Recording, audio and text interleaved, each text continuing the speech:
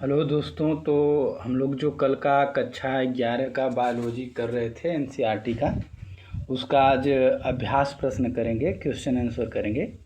तो एनसीईआरटी का जो पहला प्रश्न पूछा गया है वह है, जीवों को वर्गीकृत क्यों करते हैं।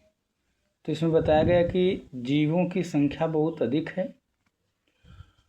उन्हें पहचानने, अध्ययन करने और समान गुणों के आधार पर समझने के लिए वर्गीकरण किया जाता है। अगला दूसरा प्रश्न है, वर्गीकरण प्रणाली को बार बार क्यों बदलते हैं। तो इसका उत्तर है, नई खोजों और वैज्ञानिक जानकारी मिलने पर जीवों के बारे में समझ बढ़ती है, इसलिए वर्गीकरण प्रणाली में सुधार किया जाता है। अगला प्रश्न है, तीसरा प्रश्न है दोस्तों, कि जिन लोगों से आप मिलते हैं, रहते हैं, उन्हें किस आधार पर वर्गीकृत करेंगे। तो इसका उत्तर है, लोगों को भाषा, क्षेत्र, उनके काम, शिक्षा और उनकी आयु और आर्थिक स्थिति आदि के आधार पर वर्गीकृत किया जा सकता है।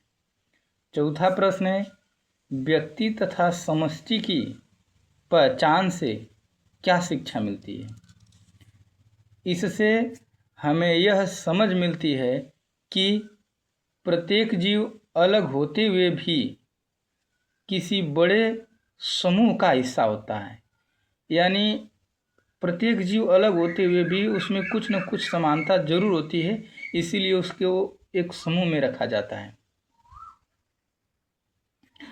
अगला प्रश्न है, पांचवा प्रश्न है, आम का वैज्ञानिक नाम कौन सा सही है।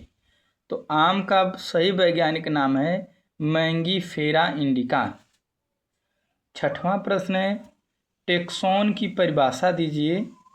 वर्गीकरण की प्रत्येक श्रेणी को टेक्सोन कहते हैं, जैसे जाति, वंश, कुल आदि।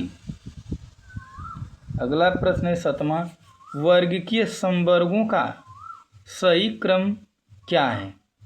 तो वर्गीय संवर्ग का सही क्रम है जाति, वंश, कुल, गण, वर्ग, संघ और जगत।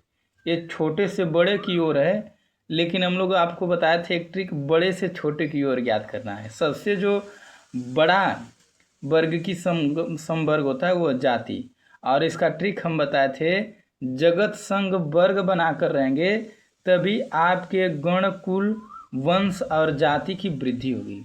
इस ट्रिक से दोस्तों हम लोग बड़े से छोटे की ओर जा सकते हैं। तो आपको यही पूछा जाएगा कि वर्ग की संवर्ग में सबसे बड़ा क्या है, तो जगत है। सबसे छोटा कौन सा श्रेणी है, तो वो जो है कि आपका वंश है। जाति है, तो आप किसी भी तरह याद कर सकते हैं। अगला है, जाति शब्द का अर्थ क्या है। तो इसका उत्तर है, ऐसे जीवों का समूह जो आपस में प्रजनन कर सकते हैं और समान गुण रखते हैं, जाति कहलाते हैं। अगला है दोस्तों प्रश्न, निम्नलिखित शब्दों को परिभाषित कीजिए। संघ, वर्ग, कुल, गण, वंश। तो संघ समान वर्गों का समूह होता है, और उसी तरह जो वर्ग होता है समान कुलों का समूह होता है, जो कुल होता है समान गुणों का समूह, समान गणों का समूह होता है, और जो गण होता है उसमें कई समान वंश आते हैं और उनको हम लोग गण कहते हैं। तो ये हो गया इसका। अगला प्रश्न है हम लोग का, जीवों के वर्गीकरण तथा पहचान में कुंजी किस प्रकार सहायक है। इसे हम थ्योरेटिकल वाले पार्ट में बताए थे। कुंजी जीवों की पहचान करने में मदद करती है।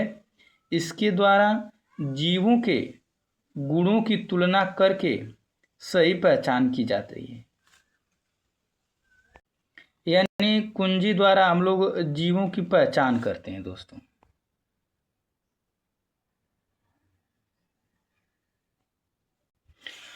अगला प्रश्न है, पौधों तथा प्राणियों के वर्गीय पदानुक्रम का उदाहरण दीजिए। तो जैसे मनुष्य का हम लोग ले लेते हैं। तो मनुष्य एनिमिलिया जगत का है, कार्डेटा संघ का है, मैमिलिया है, प्राइमेट्स में है, होमोनिडा के अंतर्गत आता है और होमोसेपियंस जाति का है।